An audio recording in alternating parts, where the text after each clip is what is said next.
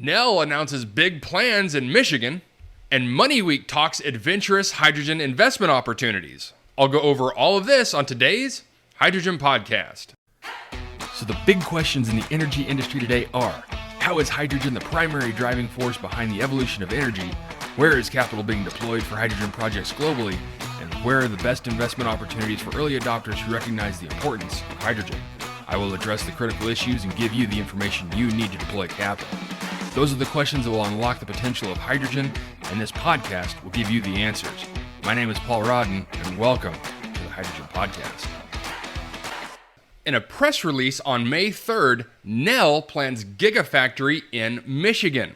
Today, May 3rd, Nell announced its plans to build a new automated gigawatt electrolyzer manufacturing facility in Michigan. When fully developed, the facility will employ more than 500 people and be among the largest electrolyzer manufacturing plants in the world.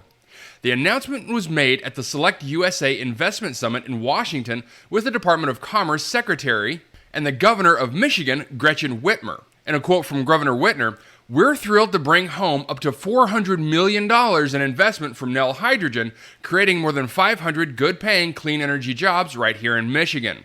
She also continues to say, "Earlier this year, I went on an economic mission to Europe to show the world what Michigan has to offer. And as a result, our efforts on the trip, we secured an investment from Nell to continue building our leadership in cars, chips, and clean energy. As a major player in all three of these sectors, Michigan is serious about leading hydrogen development, and winning today's investment proves that the best manufacturing in the world happens right here in Michigan." Now, over the past year, Nell has assessed a wide range of states for the location of its new manufacturing facility, and the company has now concluded that Michigan is the best option. In a quote from Nell's CEO, Håkan Voldel, "The choice of Michigan is based on an overall assessment of what the state can offer in terms of financial incentives, access to a highly skilled workforce, and cooperation with universities, research institutions, and strategic partners." He says he will also highlight the personal engagement from Governor Whitmer and her competent and service-minded team. Voldel emphasizes that the short distance to General Motors, headquartered in Detroit, has played a decisive role in the choice of the state. The two companies collaborate to develop further and improve Nell's PEM electrolyzer technology. And a quote from GM Executive Director of Hydrotech, Charlie Fries, says, "Having Nell's new facility close to our home base of Hydrotech development in southeastern Michigan will help us more quickly accelerate our electrolyzer collaboration." He also says this technology is critical in helping bring down costs while also creating a more sustainable hydrogen supply. Now, when fully developed, the Michigan facility will have a production capacity of up to 4 gigawatts of alkaline and PEM electrolyzers. Going forward, Nell will build on its fully automated alkaline manufacturing concept invented at their plant in Norway. Similarly, the company's expansion of the facility in Wallingford will play a critical role in creating a blueprint for scaling up the production of PEM electrolyzers. Nell's PEM electrolyzers have been deployed through decades of support from the U.S. Department of Energy. Again, according to Voldel, nearly 2 decades of research investment through the Department of Energy's Hydrogen and Fuel Cell Office has led to technological advances that will now be transitioned to gigawatt scale in our Michigan facility. The factory will be built in steps to match supply and demand. A final investment will require a separate decision.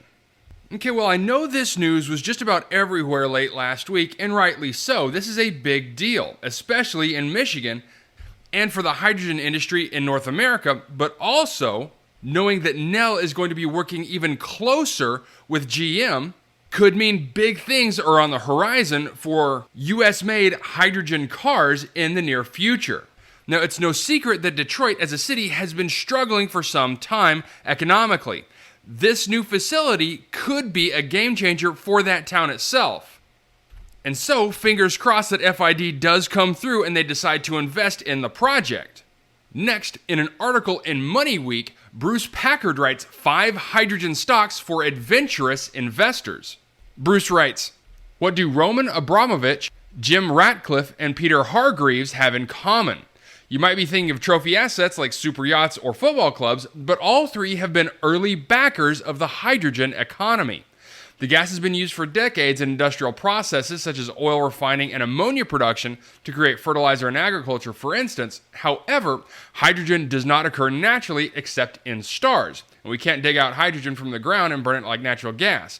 Well, a quick aside from the article, yes, you can, and we've covered that several times. But back to the article. So more than 90% of the 70 million tons of the world's current annual hydrogen production comes from burning hydrocarbons.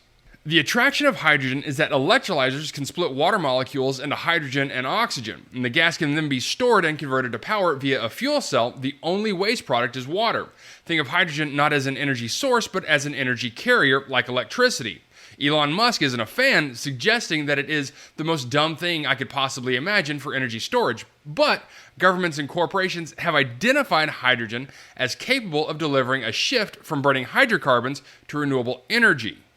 The gas is light and has a much lower volumetric energy density than LNG, or liquefied natural gas, and it takes up a relatively large amount of volume for a given amount of energy stored. It also freezes at a lower temperature, negative 253 degrees Celsius, compared with negative 162 for LNG.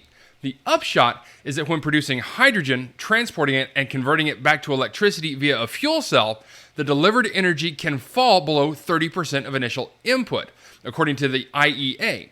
As a result, most hydrogen is produced close to its end use. Unlike with software, the investment required in tangible assets, such as storage tanks, refueling infrastructure, and pipes, will be vast. At the start of 2021, there were over 228 announced hydrogen projects with a capital cost of $300 billion. And in the past 12 months, the U.S. has announced $370 billion worth of funding for clean energy, of which $9 billion was earmarked for hydrogen. There will be no hydrogen businesses founded in a garage in Silicon Valley. Now, established hydrocarbon companies like Shell, which operates a blue hydrogen project in Alberta, or Spanish utility Iberdrola, which is developing a green hydrogen plant with 100 megawatts of solar panels, are likely to be a major source of funding. In the UK, Cadent, backed by Australian investment bank Macquarie, plans to trial hydrogen villages in Whitby and Redcar, using hydrogen to heat 2,000 residents' homes. Cadent will convert homes and install hydrogen appliances, then transport hydrogen by pipeline with a natural gas pipeline for households that opt out. There are also competing electrolyzer and fuel cells. Some electric cars use hydrogen fuel cells. AIM-listed ITM Power makes electrolyzers using proton exchange membranes. A drawback of PEMs is that they require precious metals such as platinum, but competitor AFC Energy has an alkaline fuel cell using nickel in its electrodes rather than platinum, while Ceres Power Holdings, another hydrogen company, uses solid oxide technology. Clean Power Technology has developed a membrane-free electrolyzer from easily available or recyclable materials. Now, historically, hydrogen sector has traded like a speculative asset such as cryptocurrency. It recorded impressive returns in the liquidity-driven rally of 2020 and 2021, but sold off in 2022, even as investors worried about energy security after Putin's invasion of Ukraine. Ceres, AFC Energy, and ITM Power have been on AIM for more than a decade. More recently, they have been joined by Atome Energy, Clean Power Hydrogen, Hydrogen Utopia, and the investment vehicle Hydrogen One Capital Growth, backed by Ratcliffe. A month ago, Melrose, the industrial manufacturing business, demerged its automotive, powder metallurgy, and hydrogen storage operations into a separately listed entity, Dowlais. Hydrogen One and Dowlais have a premium listing on the main market of the London Stock Exchange rather than AIM. All right, so what about Hydrogen One Capital Growth? It's an investment vehicle containing hydrogen-focused assets across the world. It listed in 2021 and since then has invested more than £100 million in hydrogen assets and £18 million of cash as of the end of December of last year. More than 82% of the fund's assets are unlisted, while 3% comprise listed companies such as ITM Power and AFC Energy, which the article covers in just a little bit. The group has been hit by the broad sell-off and now trades at a discount of about 50% of its December 2022 net asset value. As a fund, Hydrogen One is the most diversified way of investing in the sector. It may make more sense than concentrated investments in the fuel cell or electrolyzer companies, where a clear winner has yet to emerge. AFC Energy is a flex fuel cell manufacturer of alkaline fuel cells, which uses nickel in its electrodes. There are competing methods of making hydrogen fuel cells, and AFC's alkaline fuel cells have much cheaper components than the proton exchange membrane fuel cells that ITM Power makes. The downside is that its alkaline technology is less efficient. Recently, AFC announced a successful field trial of its first prototype methanol fuel tower with Acciona, an engineering company listed in Spain. The company reported revenues of £2 million in the year to the 31st of October of 2022, and this is forecast by brokers to rise to £11 million this year and then jump to £140 million 2 years later, when the company is expected to break even. There are no institutional investors on the shareholder list, with the exception of Irvington Investments, which has connections to Roman Abramovich. Atome Energy is a green hydrogen company with projects in Paraguay and Iceland. The projects are in such far-flung places because their fuel cell technology operates more effectively with a continuous power source, so electrolysis using solar and wind power are less suitable. Iceland has an abundance of hydroelectric and geothermal energy, and Paraguay has hydro.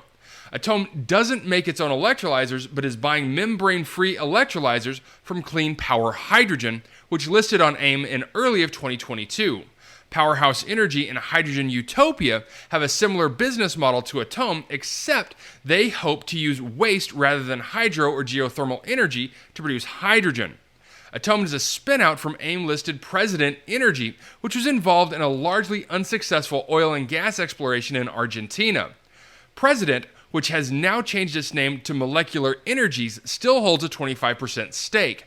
Peter Levine, Atome's chairman, who first made his fortune investing in Siberian oil fields, holds a further 23% of Atome's shares.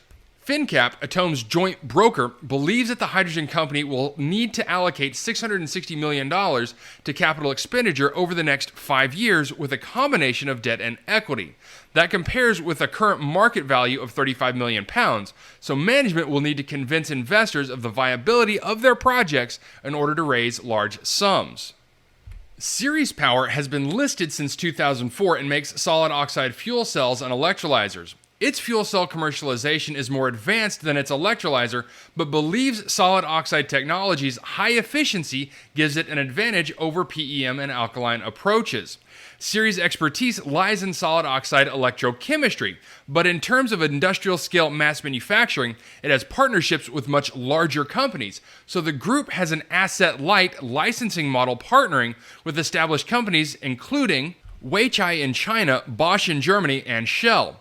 Revenues are forecast to more than double, over £50 million in 2023, though the firm is still expected to make a loss for the next 3 years. Having raised £180 million in 2021, it still has significant cash, so those forecast losses are manageable. After 2 decades of losses, investors will at some stage want to see that the promising technology can make a profit.